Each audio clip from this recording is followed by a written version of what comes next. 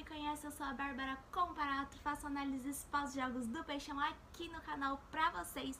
Vamos comentar um pouquinho sobre o jogo de ontem, onde o Santos encontrou o Palmeiras lá no Allianz Parque e saiu derrotado, infelizmente, por 3-2, né? O Santos, apesar de muita posse de bola, como a gente já tem visto, né? A gente já tá acostumado com uma posse de bola altíssima do Santos, não conseguiu ser superior, não conseguiu transformar toda essa posse em gols e o resultado final foi 3-2 pro Palmeiras. Bom, logo no comecinho do jogo, né, eu já imaginava que ia ser um jogo tenso para a torcida santista, porque a gente tomou um gol, se eu não me engano, com 3 minutos.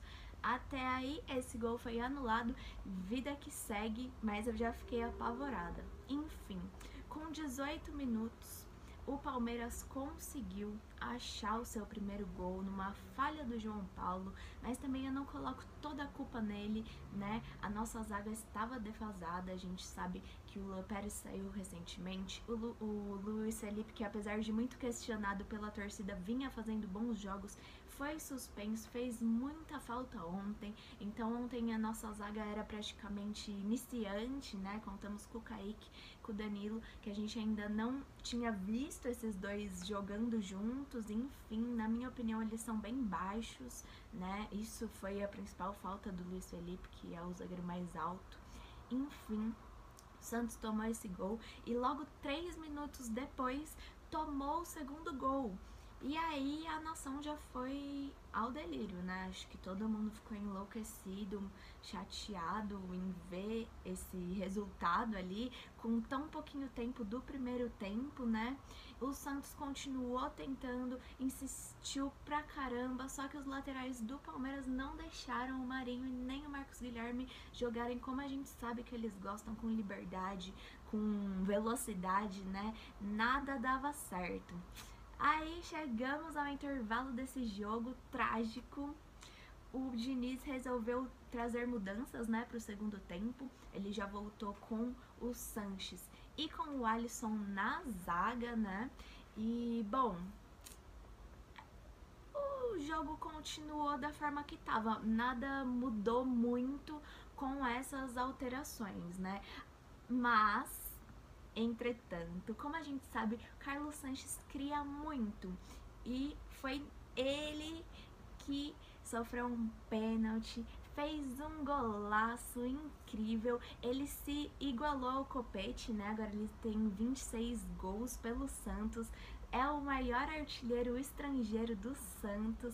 Eu fico super feliz porque apesar de ontem ter sido uma tarde ruim para o Santos, pelo menos tem algumas alegrias que a gente pode sentir, né? É muito bom ver um jogador voltando de lesão, já conseguir fazer o seu gol, por mais que seja de pênalti, pra, né, ter uma folga ali nos pensamentos, ter mais confiança. Enfim, após esse gol de pênalti totalmente justo, foi pênalti mesmo, o Santos continuou com a maior posse de bola, continuou insistindo e também, logo depois, teve um pênalti do Marinho. Ele cobrou esse pênalti com perfeição e fez um golaço. E aí a gente ficou um pouco esperançoso, né? Porque o Santos, se eu não me engano, nesse tempo já estava 3-2, né? Quando o Marinho fez o pênalti já estava 3-2, e isso deu um gás pra gente achar que poderia empatar. Acho que o próprio elenco imaginou que daria sim pra empatar. Eles correram, eles tentaram de tudo, insistiram pra caramba pelo alto, até o Gustavo Gomes fez belíssimas tiradas de bola da área, enfim. Ontem foi assim a noite do Santista, né? A gente viu o Santos perder pro Palmeiras, a gente viu o Brasil perder a Copa América pra Argentina. Enfim, o Santos não consegue ter paz.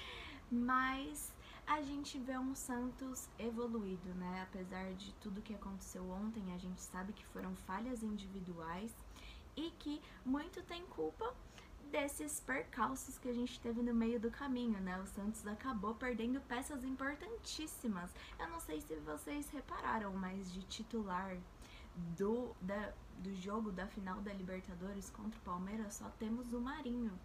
Então, assim, muita coisa aconteceu. O Santos está em um ano de recuperação, nós sabemos disso, né? Infelizmente, já passou da hora do torcedor santista aceitar essa nossa realidade. O presidente Rueda já falou diversas vezes, esse ano é um ano de consertar os erros passados. Então, não é um ano de esperar título, esperar grandes vitórias, esperar grandes contratações, não.